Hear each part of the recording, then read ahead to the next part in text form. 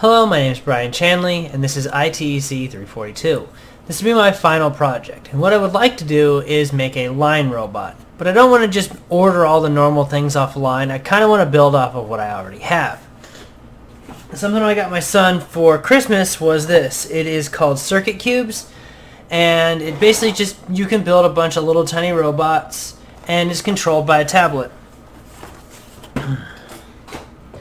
And that's what this is what it looks like right here.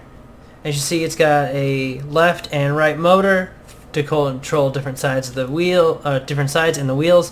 It has a front slider, which most line robots have because you don't want a swivel wheel here. It just limits the way that robot can be controlled. But this has other things that we don't need, like this whole top rail system with arms and things like that.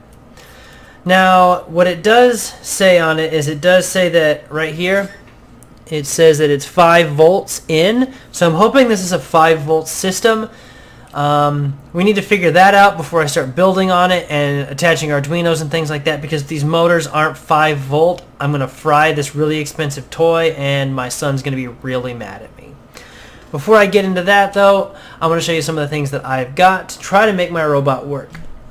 I have the original Arduino from class, some leftover stuff from the last project, my fun kit from last semester's class of electronics, where I've been getting most of my spare parts, honestly, because not everything comes in the super starter kit, and I'm going to be using some pieces out of this as well.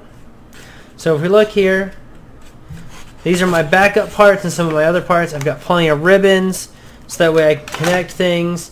I've got big old wheels. I've got backup driver motors. They sent me 5 of them instead of 4, which I'm not mad at. And then this is the actual driver motor itself. Basically, you hook up either a 5 or a 12 volt in here, and then it controls the left and right motors. And then here's where you hook up your Arduino in these right here. I've got a 6 volt battery, which I've already charged up. The plug is kind of the same as a 3-fan header in like a computer, but I thought about depinning it. We'll see how it goes. I might just use this. What I have here is the sensors, actually. You can only buy them in, I only need 2, but you can only buy them in a 5-pack. And what this is it's like an ultraviolet sensor with a light on it. We'll get into that more. This is the platform I plan to build off of. Basically, I'll put it right here on top of the robot and use Legos to attach all the essential parts. Here's the charger that I had to buy for the battery, which actually turned out to be very useful since it charges all NIMH and NiCad batteries from 6 volt to 12 volt. I was actually able to charge some of my son's toys. And then over here I got my multimeter and things like that I'm going to use to figure this whole thing out. Alright, so now we're going to check voltages. I have the app right here, which controls the robot. Different things you can do with it, and then the center to lift it and drop it. But I need to know what kind of power it's actually putting out. So I'm going to switch this to volts. Let's not be stupid. I've got alligator clips. I feel silly. I feel less silly now because the alligator clips suck.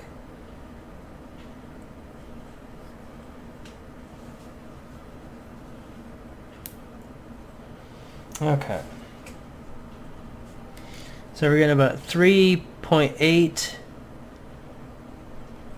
on that scale. It says about 4-ish volts.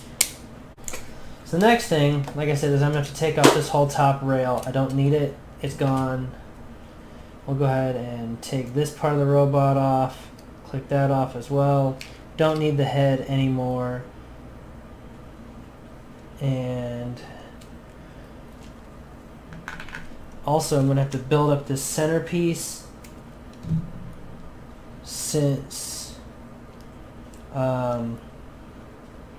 I really need to get this level above the gear, otherwise it's going to hit. So that's a new thing. Going to go ahead and fab this up, try to figure it out, and then we'll get into some of the programming. So one thing I just thought about is how much does the robot weigh? Because I don't want to overtax these little motors. So here's this. It weighs about 10 grams, and with all the other pieces that it has, we're up to about 16 grams, 17 grams. And then here's every possible piece that it could have on it. We're up to almost 24 grams. That'll have to be a limitation I need to look for to not bog down these motors. I realized I was looking at the measurements wrong. That's 127 grams, not 12 grams. And so just to give a rough estimate of where we were, about here. And then once we stack on the rest of the robot, we're up to 401 grams. So almost quadruple where we were. I actually reduced some weight. I was able to remove the 9-volt battery because I found a way, after reading like 5 or 6 schematics, I figured out a way to wire this up so that everything ran off of just the 6-volt battery. And I added the small board from the kit for class, so I actually got to use the small breadboard, and so I have all of the power going through one and all of the grounds going through another.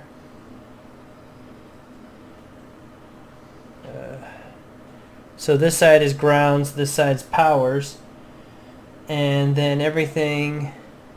So this is the battery in on the right, and that is the power out, and then I have the motors out. Those are the drivers for the motors. I have everything running left and right. I redid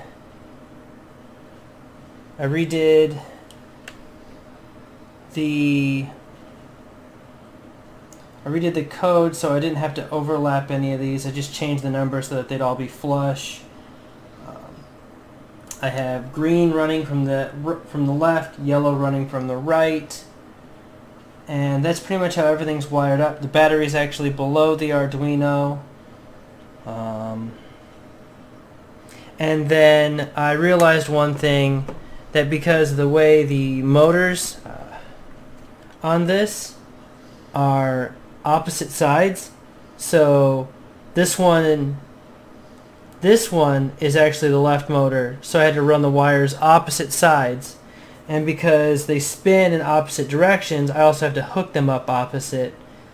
So what I did was actually swapped the connections in here so that orange and red match up on this side, but orange and yellow match up on this side. Once I had everything together, I did a couple of different tests. I tried a couple of different codes. I think I read about 3 different schematics, 4 different kinds of code, and then I started off by testing and could I get it to go just in a straight line. The first code was an absolute failure. The second code worked, but it was so jerky it literally ripped itself apart. I lost a hubcap, so I'm gonna have to find that before my 5-year-old wakes up. It's gonna be a lot of fun somewhere in my messy room. So what I did is I actually reduced the turn radius on the code, so I'll show you that really quick. The ever loop. So what it used to say, make sure. So what it used to say here, so bright. 200 is the normal output. 0 is stop. And then this used to say 200 and 150, and it would just shake back and forth to try to find the black line. So I turned down the reverse so it doesn't reverse as hard when it's trying to find the line, and now it doesn't shake itself apart. It's a lot smoother. And so this is the code that I picked. Originally the code said different things, so I changed it to enable for, so it's 2, 3, 4, 5, 6, 7, and that's how the pins are set up as well.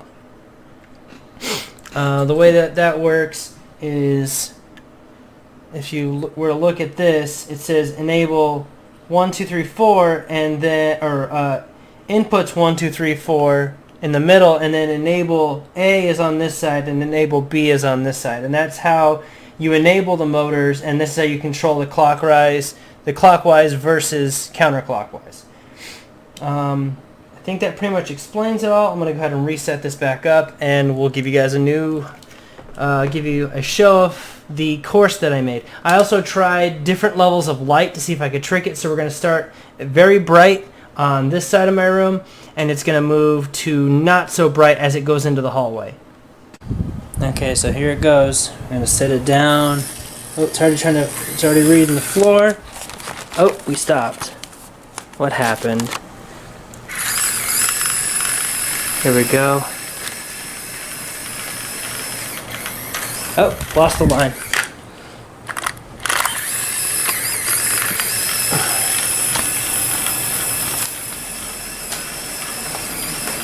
Now we're getting into darker territory. Oh, it lost the line. Okay, so that didn't work. Let's try that again with more light. Turn all the lights on in my room. Okay, let's try this again. Here we go. We're on the line. We're following it. Also, the blue line.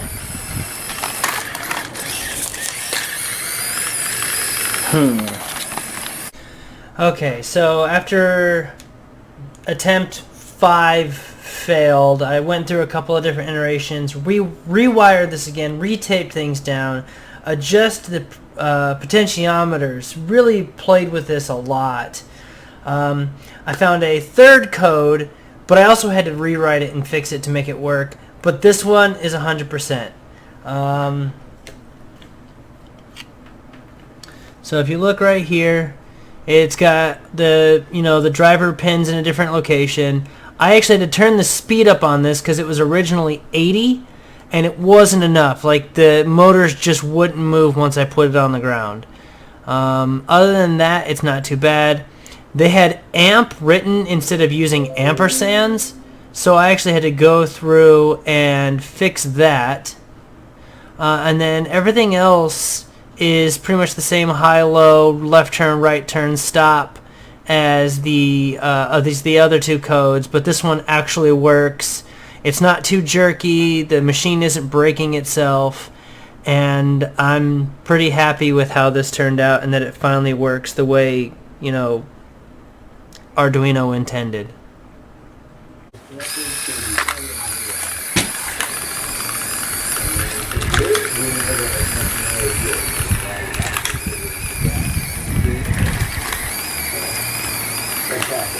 Always do check it. Now do the next one, check it, and then we're off.